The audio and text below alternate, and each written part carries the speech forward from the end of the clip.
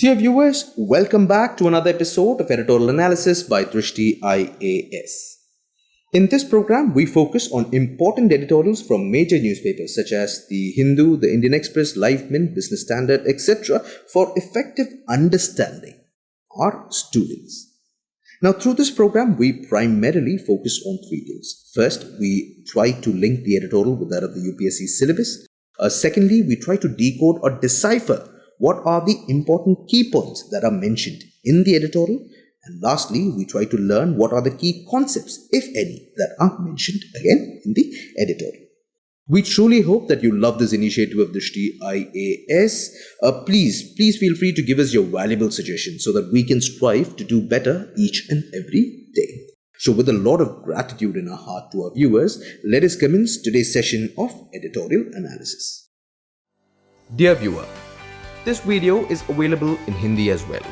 If you wish to watch it, please visit our Hindi YouTube channel, Drishti IAS.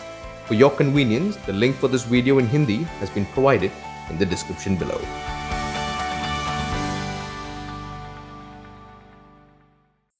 Dear viewers, for today we have opted for the editorial titled China is Watching from the Times of India, dated 16/09/2020. The editorial talks about how India needs to be prepared against Beijing's hybrid warfare. The editorial is in the context of the recent revelation by Indian Express and multiple news portals about how Chinese technology companies has been monitoring various Indian individuals and organizations for information. Now let us try to link this editorial with that of the UPSC syllabus. Now we can connect it to General Studies 3 with technology and security, and to further narrow it down, we can link it with the role of external state and non-state actors in creating challenges to internal security, and also challenges to internal security, role of media and social networking sites in internal security challenges, and basics of cyber security. Now let us try to learn what are the key points that are mentioned in the editorial. Now, as you are aware, multiple news portals had revealed that a Chinese technology company called Senhua Data Information Technology has been monitoring over 10,000 Indian individuals and organizations. The listing provided by the news portals suggests that it has been pretty exhaustive because the targets range from the President of India, Ramnath Kovind, Prime Minister Narendra Modi, opposition political leaders, journalists, judges, industrialists, etc., and also their extended families. Now, the information right now is pretty worrisome, and it comes at a time when India and China are engaged in a very intense border standoff post the Galwan Valley clash. Now, the editorial says this is a matter of concern. Why?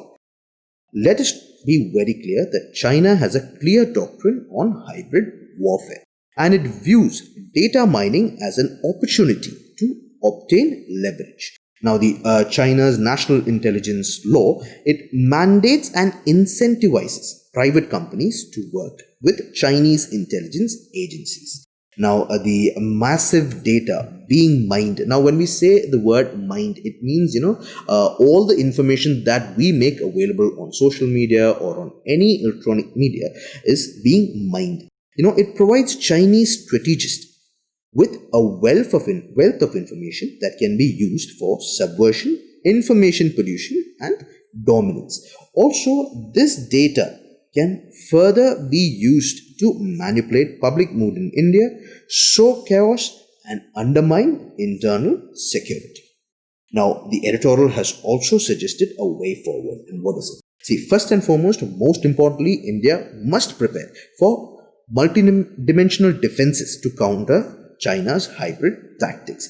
Now, no Chinese company can be trusted with Indian data, and its deep penetration of the Indian market by Chinese tech companies must be forcefully resisted or regulated.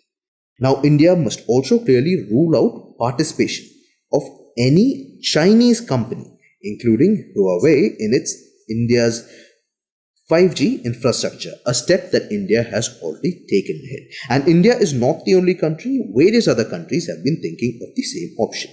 And lastly, the editorial also suggests that we must reverse the amendment to the Foreign Contribution Regulation Act that exempted political parties from scrutiny of their foreign funding.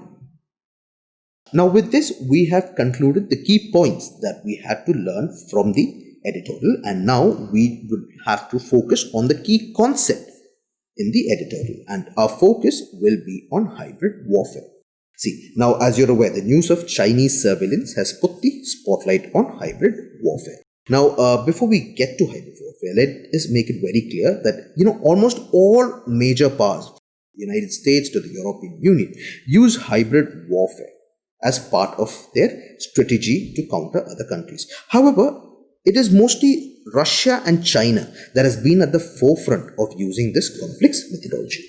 Now, the term hybrid warfare is also referred to as grey zone operations and irregular warfare. So, how do you define hybrid warfare? It simply refers to any range of actions from non-violent economic manipulation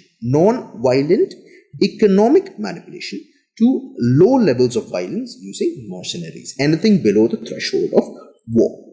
Now, there are various tools of hybrid warfare, and let us look at 4 different tools of hybrid warfare, which is very common.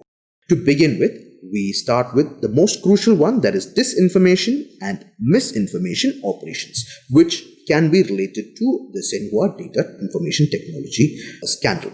Now, what does this tool of hybrid warfare include? It focuses on the importance of information. Now, countries use information to manipulate and weaponize, to wield power, gain influence, and counter narratives. Examples of this are the Russian and Chinese propaganda that are using social media to influence a global audience.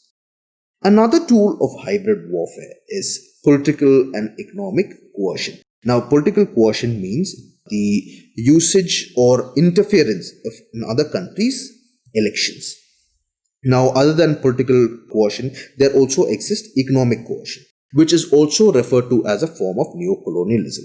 Now, for example, see Russia's involvement in the 2016 US elections, or the alleged involvement in the 2016 US elections, and also China's usage of debt trap diplomacy with countries participating in the Belt and Road Initiative are prime examples of political and economic coercion.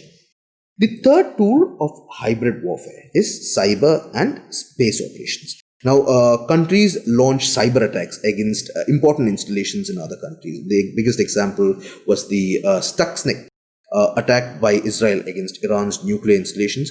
Also, banks, businesses, and academic institutions are very common targets. A recent report by New York Times stated that many universities in the Western world are being targeted in order to find out what their cure is for COVID-19.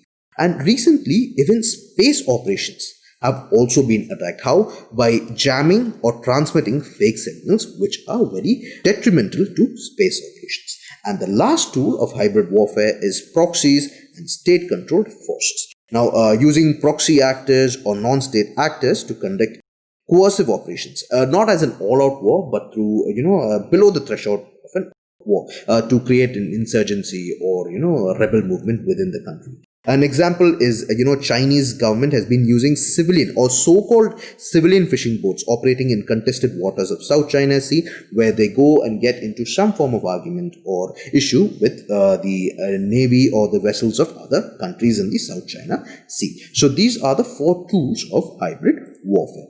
Now, does this activity, that is the Xinhua, data information technology scandal, flout any laws in India? It is also important to remember this question, or important to ask this question. See, now all of this comes under Information Technology Rules 2011, which is under the Information Technology Act 2000. Now, according to these rules, first and foremost, let us try to understand what is personal data. Now, personal data is any information regarding a natural person, which either directly or indirectly, in combination with other information available or likely to be available, is capable of identifying such a person. Now, let us make it very clear. This personal data does not include information that is freely available or accessible in the public domain. Now, these rules, technically, information technology rule does not impose any conditions on the use of personal data for direct marketing, etc. Many commercial entities access and aggregate such information for targeted advertisement. For example, today you want to search for a laptop on Google. Very soon, that is, if you have an Amazon account, you would find notifications, suggesting the latest laptops or some form of ads that pop up. And this is part of personal data being used as commercial entities. Now, what about the Senhua issue? You might be wondering, this is also information that is publicly accessible. So how is it a scandal? See, now in this issue, it is pretty complicated when it comes to third-party collection of data. Now, as I mentioned earlier, there's many commercial entities that have access and aggregate information. It is based on consent. Alright, it is each time you log in, when they ask you if they can access your media, your photos, your contacts, or if they can accept cookies. It is all gaining access from you on a legal basis. They make it very clear. But with Senhua, what happened? The key point here is that the company is undertaking all of these activities without taking consent. See, so technically, for example, a picture that you have uploaded on Facebook, or most of the phones have the feature where your location is activated. So Senhua, without taking your consent, can scrap your geolocation from the social media sites, and it can share it with the country's intelligence. And this activity can definitely be seen illegal in many other countries and is also termed as foreign espionage. So with this, we conclude even the key concepts that we had to learn from the editorial. And now let us try to look at this issue from a prelims and mains perspective. Now, from prelims perspective, we can definitely expect a question from UPSC related to hybrid warfare. Also, questions related to any malware in news can also be raised. See, now, other than directly asking questions related to a technology company or hybrid warfare, UPSC is also very prone to ask questions related to technology. Now, for instance, in 2018, a question was asked: in which of the following areas can GPS technology be used? Mobile phone operations, banking operations, and controlling the power grids. Now select the correct answer using the code given below. So as you're aware, the correct answer is D, that is 1, 2, and 3. GPS technology is used in all the 3 operations. And another question that can be asked related to Information Technology Act, that is in India, and which has already been asked in 2017, is: it is legally mandatory for which of the following to report on cyber security incidents? 1, service providers, 2, data centers, and 3, body corporate. Now select the correct answer using the code given below. The answer is again D, because as per the Information Technology Act, these 3 bodies, it is legally mandatory for them to report on any cyber security incidents. And for this purpose, to counter this or to provide an emergency response, India has created the Certified Emergency Response Team in India. Now let us try to look at it from a mains perspective. See, some of the questions that can be asked with reference to hybrid warfare or cyber attack. Now let us look at this question. Discuss the potential threats of cyber attack and the security framework to prevent it. This is also, as part of basics of cyber security or networking sites and internal security challenges. Another question is: mob violence is emerging as a serious law and order problem in India. By giving suitable examples, analyze the consequences and causes of such violence. Again, as I said, information can be mined, it can sow chaos, fake news can be spread, and this is all, for such fodder, you can definitely include the recent hybrid warfare attack by the Chinese government. And most importantly, the use of internet and social media by non-state actors for subversive activities is a major security concern. How have these been misused in the recent past, and suggest effective guidelines to curb the above threat? So if you have thoroughly listened to the editorial, you will definitely be able to attempt this question in 200 words. Now from our side, we would like to check if you have really been concentrating well. So a question from our side: what is hybrid warfare and what are the main tools used in the warfare? So dear viewers, please feel free to give your answers in the comments below so that we can discuss this question ahead. So with this, we conclude today's session of editorial analysis. Hope we have done thorough justice to this topic, and we also believe that you are preparing really well for the upcoming UPSC prelims. So until next time, stay safe, thank you, and good night.